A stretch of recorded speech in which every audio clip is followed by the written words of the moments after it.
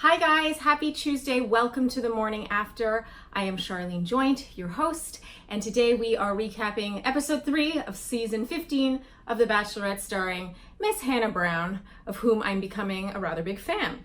And as you guys know, I start out the morning after with a moment brought to you by Starbucks at home, and as you can see, I have my mug with me, and this is a moment that I found lighthearted or just sort of stood out to me in some way, or was just sort of a rah-rah moment. And yeah, it's brought to you by Starbucks at home, which you can get at your local grocery store, so you can have your morning jolt of caffeine in the comfort of your own home. So my buzziest moment of episode 3 was Hannah. God, Hannah's really delivering. Hannah, when dealing with Luke's persistence on the group date, saying, "I want to call my own shots." And to me, this sentence really encapsulated what this episode was about, and possibly the season. And that is Hannah sort of taking control and steering the wheel and laying down the law of what she will and will not put up with. We saw a glimpse of this night 1 when she sent Scott home for having a girlfriend. That was also, by the way, my night 1 buzziest moment. And this week we saw her do it with both Luke, a lot with Luke, and also with Cam. And I like how she really seems to mean it. It doesn't feel like production would have wanted her to have sent home Cam, for example, at the rose ceremony. Like Cam is automatic drama. He's automatic friction in the house. So you can see why production would fight to keep Cam around, but she still sent him home, and kind of early. So to me, this really felt like Hannah taking control and really following through on her word, calling her own shots, not only with the men, but with the show itself. And yeah, that was my buzziest moment, and I lived for it. It was awesome.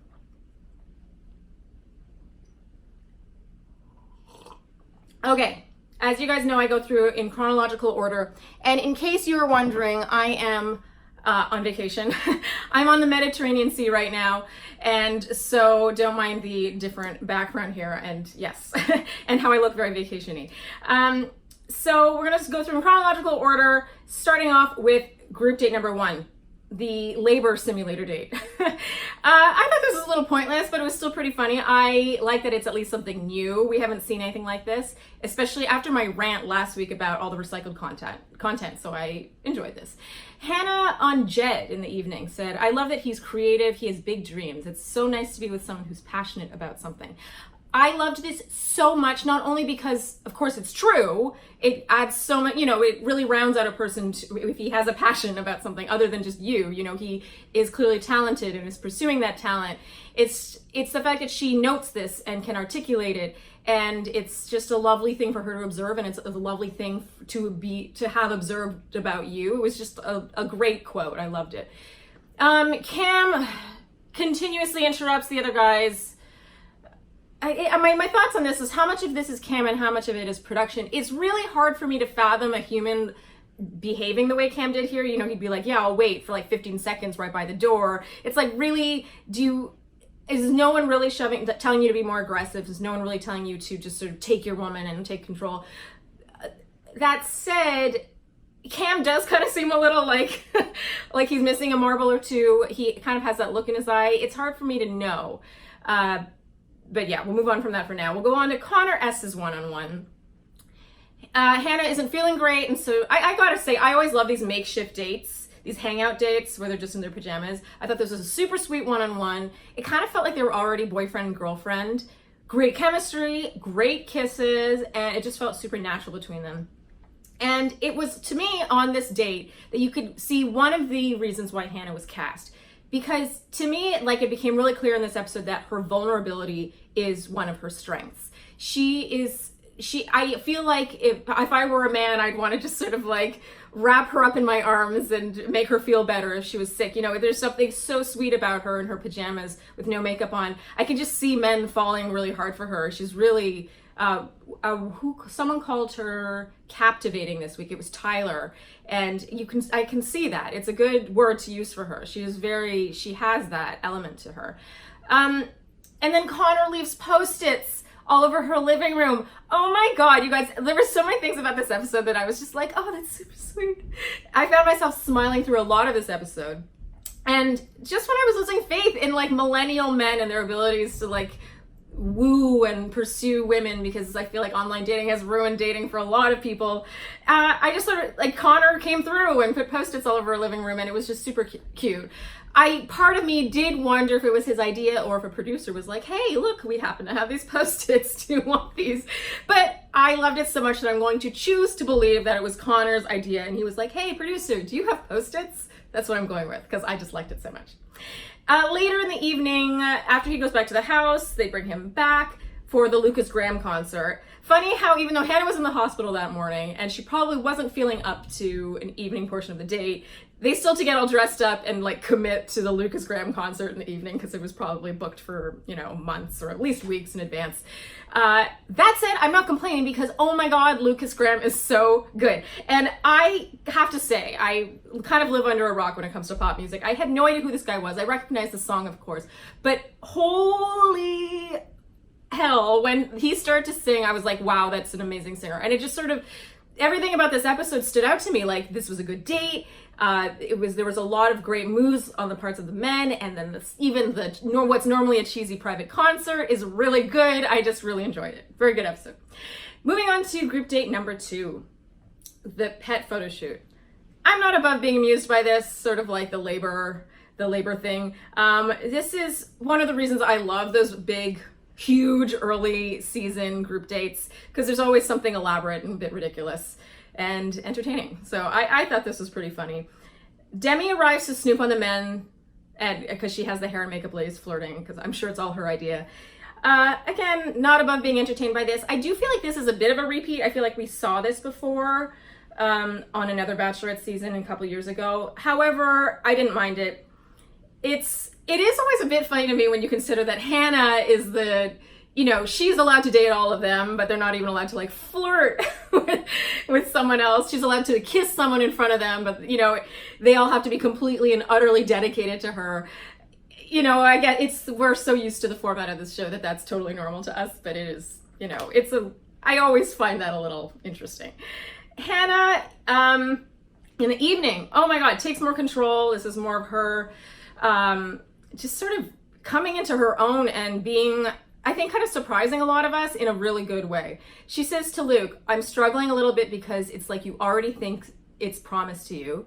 Your confidence kind of makes me irritated in a way. I like confidence, but it's cocky. I don't like that at all. I love how she's laying down the law. She's able to articulate it, which she's not just like, oh, you're coming on too strong. It's not vague. She's really being quite specific. And she, at the end of it to Luke, she says, I need you to work harder and fix this. These are a big deal. Like, she's not only finding words, but the right words to communicate what she's feeling, which might not seem like a big deal, but among both men and women leads, we do not get a lot of this. And so I give credit where credit is due. She's really speaking her mind and well. Okay, we move on to the tailgate party / rose ceremony. This is a first. Normally we get an episode 3 pool party, but I'm all for the tailgate party. It was a little twist. I get it. All I have to say here is about Cam, frankly. It's interesting to me how we never really got the full picture of Cam's sob story. There was something about how he was needed to get his leg amputated, but then he didn't. I mean, I wasn't sure. I was like, oh my God, does he have one leg? But then he had both legs. And then there was something about his grandma. I think his grandma wasn't well, but then there was also something about a puppy he wanted to adopt, or maybe he had already adopted.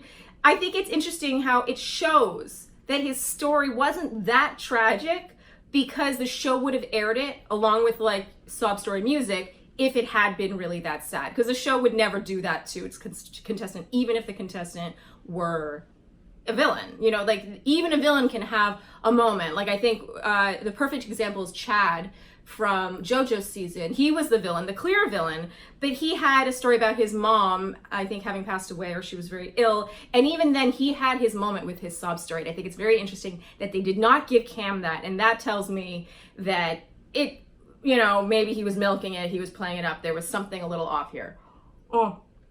And I can't believe I'm saying this, though.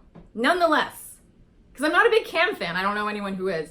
He said to the guys that he felt his story might cause him to go home, not that he felt he was going to go home and therefore was going to tell her his story.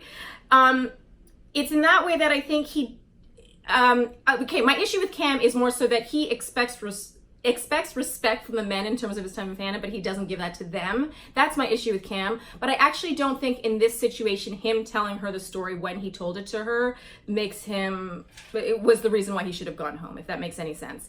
I think that in terms of Hannah not being into him, he fully deserves to go home, and it's all good that he went home. But I don't think it should have been around him timing the reveal of this story, because I feel like people do that all the time on this show.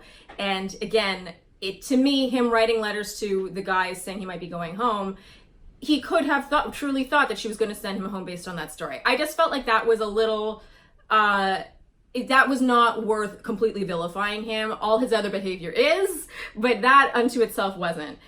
Not that crime specifically to me, but honestly, it's kind of all the same, because to me, Cam should have gone home. I'm happy he went home on episode 3 and didn't last any longer. But yeah, to me, that was sort of, I didn't fully agree with him going home in that way, but I don't mind. I'm not losing sleep over that. You guys, that's it for episode 3, The Morning After. Thank you for tuning in with me this morning. And yeah, let me know what you guys think. If you agree with me, disagree, and yeah, be sure to read my Flare recap, which should be out now, and my Pretty Pandas recap, which will come out later in the week. And as always, thank you for tuning in with me on The Morning After. I'll see you guys here next week. Bye.